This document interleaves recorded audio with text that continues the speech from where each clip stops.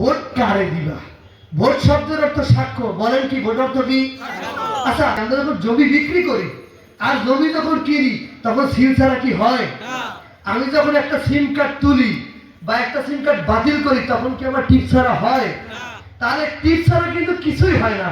তাহলে এই টিপ দিয়েই এমপি মন্ত্রী হয়। কথা বলেন ঠিক নয়? তাহলে ভোট শব্দের অর্থ সাক্ষ্য দেওয়া, ভোট শব্দের অর্থ সমর্থন করা। ওয়াতাআওয়ানু আলাল বিররি ওয়াত তাকওয়া। এখানে আল্লাহ বলেন যে তোমরা মানুষকে ভোট দাও, মানুষকে সমর্থন করো, মানুষের পক্ষে থাকো।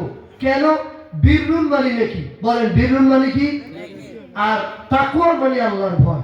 তাহলে তোমরা মানুষের পাশে থাকো, মানুষকে সহযোগিতা করো, মানুষকে 5 টাকা দাও, মানুষকে সমর্থন করো, মানুষের সাথে সঙ্গ দাও। দুইটা জিনিস দেখবা। কয়টা? নেকি আছে কিনা আর ওর মধ্যে আল্লাহর ভয় তাকওয়া আছে কিনা। এখন তোমরা করবা না, ওয়ালা তাআওয়ানু, তোমরা করবা না সমর্থন, তোমরা ভোট দিবে না। ওয়ালা তাআওয়ানু ইসমি ওয়াল উদওয়ান। ইসমুন মানে পাপ, ইসমুন মানে উদওয়ান মানে সীমালঙ্ঘন। তাহলে তোমরা পাপের লাইনে, সীমালঙ্ঘনের লাইনে একে অপরকে সহযোগিতা করবা না। আচ্ছা বলে মদের পক্ষে সমর্থন করা নেকি না গুনাহ? আচ্ছা আপনারা বলেন যে যারা ক্ষমতায় পূর্বে ছিল বাংলাদেশের প্রায় 14টার মতো সরকারি অনুমোদিত পতিতাপল্লী আছে, 14টা। আমরা মাদারীপুরে 2013 সালে বাহাদুরপুর পেশা হুজুর, চরমনার পেশা হুজুর সহ সমস্ত মুসলমানদের নিয়ে আমরা কিন্তু মাদারীপুরে একটা উচ্ছেদ করছিলাম, বরিশালে মনে উচ্ছেদ হয়েছে। তাই এখনো যে 14টা আছে। আচ্ছা ইসলামী দল ছাড়া অন্য যদি কেউ সামনে যায় তাহলেও তো এই মদের লাইসেন্স আর পতিতাপল্লীর লাইসেন্স আর জুয়ার লাইসেন্স থাকবে। তাহলে এটা কি পাপ না গুনাহ? তাহলে পাপ তো হবে। পাপের লাইনে এই যে যারা মদের লাইসেন্স রাখবে, সুদের রাস্তা রাখবে, ঘুষের রাস্তা রাখবে, পাপ। তা এই পাপের যারা রাখবে, এই সমস্ত এমপি হয়ে যারা এটাকে সমর্থন করবে, এই সমস্ত ব্যক্তিদেরকে ভোট দেওয়া যাবে না। যারা এগুলো বাতিল করবে ক্ষমতায় গিয়ে, তাদেরকে ইসলামী শরীয়তের নির্দেশনা হলে ভোট দিতে হবে। ভাই আমি তো তফসিরের ছাত্র, কোরআনের বাইরে কথা বলার আমার আর কোনো শক্তি নাই। আর আমি যা বলছি ওই কোরআনের দিক তাকাই বলছি। আমার এক দলের এক লোক বলছে যে নারীদেরকে ভোটের জন্য নামায় দেন। আমি ওখানে ছিলাম, আমি বলছি সাবধান, নারীদেরকে ভোটের জন্য নামাবেন না। যদি নামান তাহলে পূর্ণ পর্দা সহকারে নামাবেন।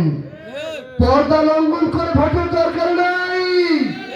যেখানে পর্দা থাকে না সেখানে আল্লাহর রহমত থাকে না, আর যেখানে আল্লাহর রহমত থাকে না সেটা ইসলামী দল নয় এবং আল্লাহর কাছে গ্রহণযোগ্যতা পাবে না। ওয়ামাই ইয়াতাওয়াক্কাল আলাল্লাহি ফাহুয়া হাসবু। আল্লাহ বললেন আমার উপর ভরসা করো। কার উপর? আল্লাহর উপর। কার উপর? আল্লাহর উপর ভরসা করো, আল্লাহ তোমাদের জন্য যথেষ্ট। কে যথেষ্ট? আমি গেছিলাম এক জায়গায় ভোট চাইতে, বলে যে মুহাম্মাদুর রাসূলুল্লাহ নাকি, মানে আমি না ব্যাখ্যা দিলে বুঝবেন না, উনি তো মহিলাদেরকে নিয়ে, তার স্ত্রীদেরকে যুদ্ধের ময়দানে গেছেন। আমি হাদিসে পড়ছি নারীরা মসজিদ পরিচ্ছন্ন করেছেন। এখন আমি দেখলাম এই হাদিসের শানে নুজুল দেখতে হবে, হাদিসের কোরআনের শানে নুজুল দেখতে হবে, আয়াতের। আনলে আপনি ফতোয়া দিতে পারবেন না। কি করলাম? আমি দেখলাম প্রথম কোরআন নাযিল হয়েছে 610-এ। 610 সনে ইকরা বিসমি রাব্বিকাল্লাযী খলাক এই আয়াত এসেছে। পর্দার আয়াত এসেছে 627 সনে, 17 বছর পরে। কয় বছর? পর্দার আয়াত এসেছে কয় বছর পর? 627 সালের পরে। নবী মারা গেছেন 632-এ। নবী পর্দার বিধান মেনেছেন 5 বছর। কয় বছর? নবী পর্দার উপরে আমল করছেন কয় বছর? 5 বছর। তাহলে আচ্ছা আমি বললাম, এখন বললাম আমার আগামীকালকে প্রোগ্রাম মাদারীপুর, 2 মিনিট পর আমি বললাম আমার প্রোগ্রাম বরিশাল। তাহলে আমার প্রোগ্রাম বরিশাল ধরবেন না মাদারীপুর ধরবেন? কথা বলেন। তাহলে নারীদেরকে নিয়ে যুদ্ধ করেছেন, মহিলারা মসজিদ পরিষ্কার করেছে, যে হাদিস আছে এগুলো পর্দার আয়াত নাজিল হওয়ার আগে। কথা বলেন, এগুলো পর্দার আয়াত নাজিল হওয়ার, কিন্তু 627 সনে পর্দার আয়াত নাজিল হওয়ার পরে আমার নবী আমার সাহাবীরা একদিনও বিপর্দায় চলেন নাই। অতএব যারা নারীদের নিয়ে ভোট চাও আর ভোটের জন্য পাগল হয়ে আছো, তোমরা ইসলামের বিরোধিতা করতেছো।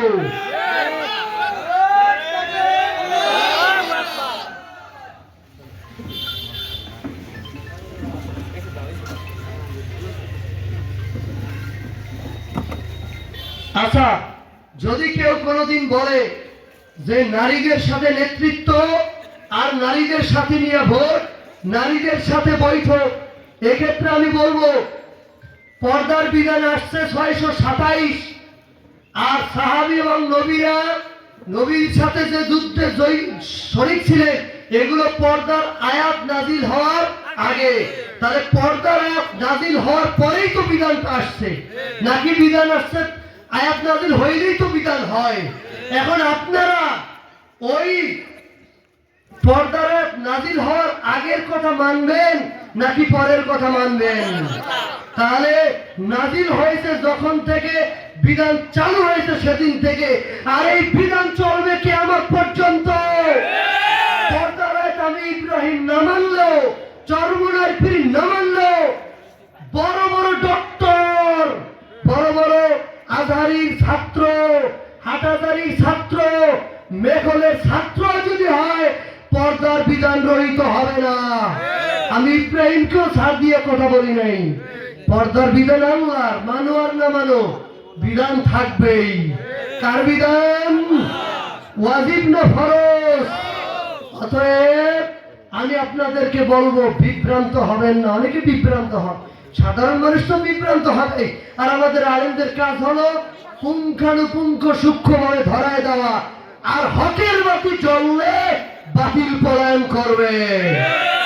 আমরা আমাদের ইসলামী আন্দোলনের বয়স সবে মাত্র 27 থেকে 26, কয় বছর হয়? 38 বছর। বাংলাদেশ জামাত ইসলামের বয়স 84 বছর। বিএনপি প্রতিষ্ঠিত হয়েছে 78-এ, আমাদের চেয়ে আরো পূর্বের দল। 1906 সনে নিখিল ভারত মুসলিম লীগ যা হয়েছিল আরো 100 বছর আগে, আমাদের বয়স মাত্র 38। তাতে আমাদের যে সমর্থনগঞ্জ মহব্বত মানুষের প্রতি, তা হয়েছে একমাত্র আমাদের চালাচলা কিচ্ছু নাই, এক আল্লাহর রহমত এবং আল্লাহর ভালোবাসায়, আল্লাহর বরকতেই আমরা এ পর্যন্ত এসেছি। আল্লাহ আমাদের সবাইকে এই হকের দরকার নাই, যে দরকার নাই, হকের উপর থাকবো, আল্লাহ রাব্বুল আলামিন আমাদের বিজয় দান করবেন। শেষ, ওয়ালা তাহিনু ওয়ালা তাহজানু ওয়া আনতুমুল আ'লাউনা ইন কুনতুম মুমিনিন। আল্লাহ বলেন তোমাদের কোনো ভয় নাই, তোমাদের কোনো চিন্তা নাই, তোমরাই বিজয়ী হবে যদি তোমরা মুমিন হও।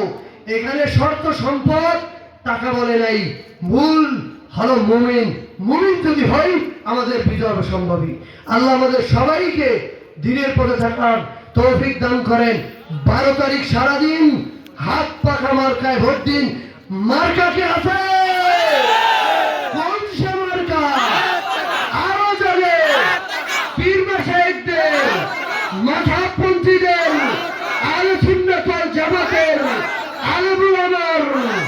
আল্লাহ আমাদের সবাইকে কবুল করেন, বলেন আমিন। আমার তৌফিক ইল্লা বিল্লাহ। যদি আমার কথায় কষ্ট পেয়ে থাকেন আল্লাহর রাস্তায় ক্ষমা করে দেবেন।